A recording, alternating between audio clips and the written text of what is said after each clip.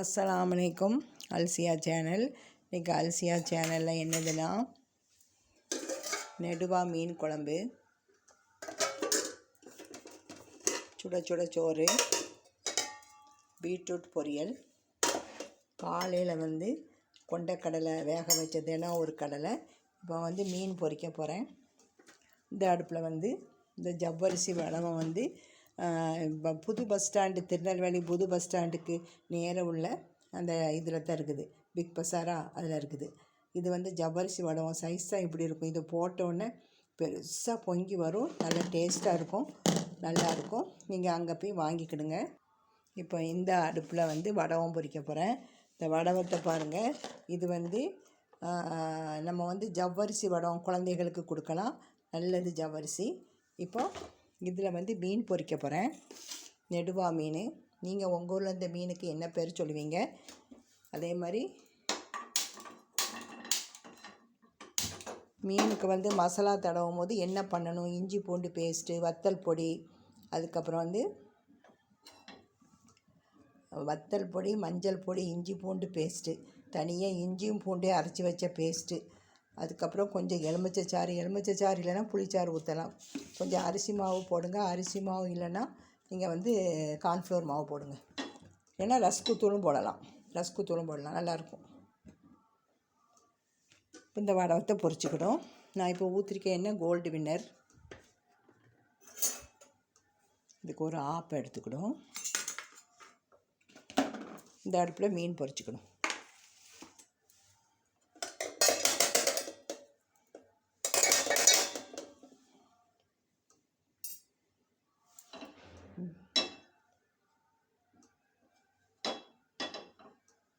எண்ணெய் காயட்டும். இது ரொம்ப பெருசு, நான் உங்கள்கிட்ட காட்டுறதுனா இப்படி பாதியாக உடச்சிக்கணும். பாருங்கள், ஒன்றை இப்படி உடச்சிக்கிடும். நான் பொரித்து காட்டுற சரியான பெருசாக வருங்க. டேஸ்ட்டும் அப்படி டேஸ்ட்டு. பிள்ளைகளுக்கு பருப்பு, தக்காளி சோறு, லெமன் சோறுக்கு கூட இதை வச்சு கொடுத்துடலாம், நல்லா இருக்குது. நான் எப்போ போனாலும் புது பஸ் ஸ்டாண்டுக்கு எதிர்க்க தான் வாங்குவேன். அதே மாதிரி நேற்று காய்கறி வாங்கிட்டு வந்தால் பாருங்கள், நான் எப்படி வச்சுருக்கேன். ஃப்ரிட்ஜில் வைக்க மாட்டேன், இப்படி கீழே ஒரு பேப்பர் போட்டுருவேன். இந்த மாதிரி ப்ரௌன் ஷீட்டு மாதிரி பேப்பர் இது போட்டு வைங்க. காய்கறி ஃப்ரெஷ்ஷாக இருக்குது. இது ஒரு பூ 25 ரூபா. அதே மாதிரி புடலங்காய் பாருங்கள், வாடவே இல்லை. இதை பாருங்கள், இந்த கத்திரிக்காயும் அப்படி தான், கேரட்டு எல்லாம் அப்படி தான் பேப்பர் போட்டு தான் வெளியே வைப்பேன், ஃப்ரிட்ஜில் வைக்க மாட்டேன். இதை பாருங்கள், ஃப்ரிட்ஜில் வச்சோன்னா காய் வம்பா போயிடுச்சு. எல்லாமே விலை கம்மி. இஞ்சி அப்படி தான், மண்ணில் மாடியில் போய் ஒரு சட்டியில் மண் போட்டு தண்ணி தொளிச்சு தான் இஞ்சி வைப்பேன். அது வைக்கும் போது உங்களுக்கு காட்டுறேன். அப்போ இஞ்சி கெட்டு போகாது, நல்லாயிருக்கும். இதே மாதிரி நீங்களும் பண்ணுங்கள். பனங்கிழங்கு வாங்கிட்டு வந்தேன். இப்போ இந்த மீனை பொரிச்சிக்கிட்டே பேசுவோம்.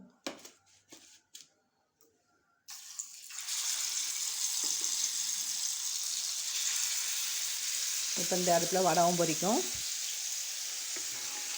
இது 25 பனங்கிழங்கு 130 ரூபா. வள்ளியூரில் வாங்கணும். கிழங்கு முங்குற அளவு தண்ணி ஊற்றி உப்பு போட்டு மஞ்சள் பொடி போட்டு வேக வைக்கணும். இந்த சைடும் கட் பண்ணிடணும், இந்த சைடும் கட் பண்ணிடணும். அதில் முங்குற அளவு உப்பு, முங்குற அளவு தண்ணி விட்டு இதில் உப்பு மஞ்சள் பொடி போட்டு வேக வச்சு எடுக்கணும். இது நல்லது. இந்த கிழங்கு சுகர்காரங்களுக்கு நல்லது. அதே மாதிரி பாத்ரூம் நல்லா ஃப்ரீயாக போகும்.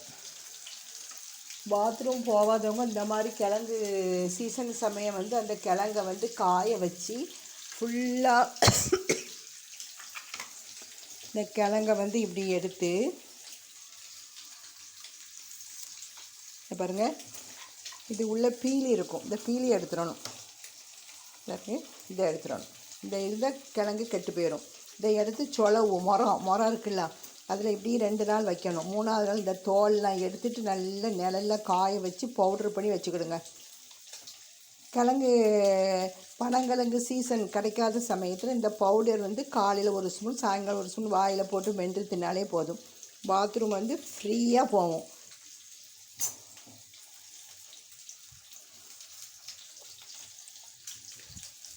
இந்த இப்படி எடுத்து வைக்கணும். கவுண்டர் டாப்லாம் கழுவியாச்சு. இப்போ இந்த கிழங்கு அவிச்ச இந்த குக்கரை மட்டும்தான் கழுவணும். இப்படி தண்ணியிலேருந்து எடுத்துருவேன். எடுத்து இப்படி 2 ஆட்டு பிரித்து இப்படி வைக்கணும். அப்போ தான் கிழங்கு பூசணம் புழுக்காது, கெட்டு போகாது. அதே மாதிரி தினம் ஒரு கடலை, கொண்டக்கடலை, ஏதாவது ஒரு கொண்டக்கடலை சாப்பிடணும்.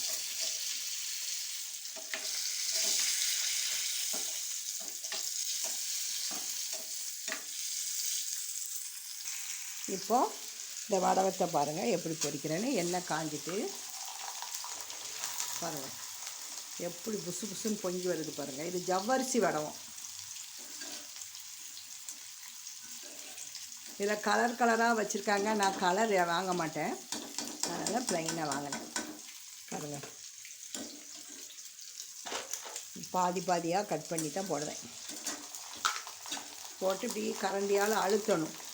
அப்போ தான் உள்ளே வர ஜவ்வரிசி வந்து நல்லா பொரிஞ்சு பொங்கி வரும்.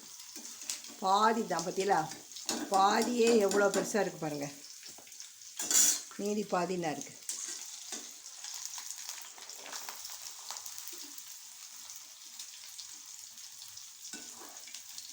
மீன் குழம்புக்கும் வடகம் இதுக்கும் ரொம்ப டேஸ்ட்டாக இருக்கும். இப்படி இந்த கண்ணாப்பையை வச்சு இப்படி அமுக்குங்க. அப்போ தான் அது எல்லா பக்கமும் எண்ணெய் பட்டு பொரிஞ்சு வரும் ஜவ்வரிசி வத்தல். இது எல்லா ரிலையன்ஸு, பிக் பஸாரு, சூப்பர் மார்க்கெட்டில் இருக்கும். இப்போ நம்ம தேவைக்கு பொரிச்சிட்டோம். இந்த அடுப்பை ஆஃப் பண்ணிடும். அடுப்பு ஆஃப் பண்ணியாச்சு. இப்போ மீனை திருப்பி போடும். இப்போ நான் வீடியோக்க மட்டும் ஒரு 2 பீஸ் மீன் வந்து பொரிச்சிக்கிட்டு இருக்கேன்.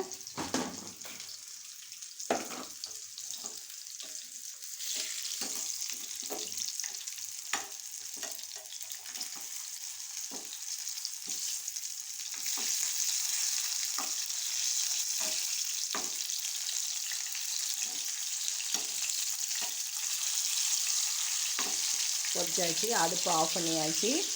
இப்போ இன்றைக்கி வந்து அலசியா சேனலில் என்ன சமையலாம், பீட்ரூட் பொரியல், நெடுவா மீன் குழம்பு, சுட சுட சோறு, மீன் வறுவல், ஜவ்வரிசி வத்தல். நீங்களும் இந்த மாதிரி ஜவ்வரிசி வத்தல் வீட்லேயும் போடலாம். நான் வந்து கடையில் வாங்கிட்டேன். வீட்டில் போட்டாலும் நம்ம இதே மாதிரி வரும். கடையில் வாங்கினாலும் ஜவ்வரிசி வத்தல் மொறுமொறுன்னு இருக்கும்.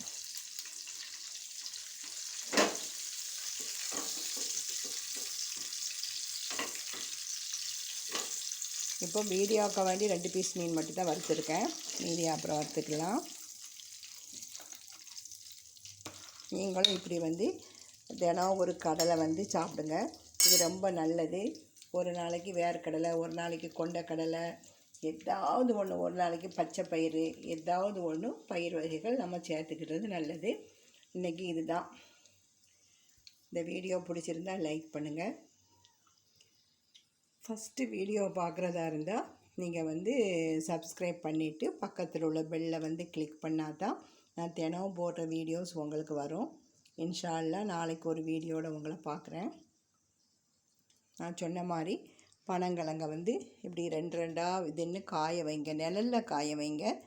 உங்கள் வீட்டில் முறம் இருந்தால் முறத்தில் எல்லாம் பிச்சு எடுத்து வச்சுட்டு நம்ம வந்து நல்லா காஞ்ச பிறகு மிக்சியில் பொடி பண்ணி வச்சுக்கிடும். இனிப்பு போட்டும் பண்ணலாம், காரம் போட்டும் இது வத்தல் கிள்ளி போட்டு பண்ணி அந்த பொடியை வச்சுக்கிட்டா 1 வருஷம் வரை அது கெட்டு போகாது. நம்ம அது அப்பப்போ நமக்கு பாத்ரூம் பிரச்சனை இருந்தால் இதை பொடியை சாப்பிட்டா ரொம்ப நல்லதுங்க. இதுதான் பனங்கிழங்கின் மருத்துவம். பார்த்துக்கிடுங்க. சரியா? இன்ஷா அல்லாஹ் நாளைக்கு ஒரு வீடியோ போடுறேன்.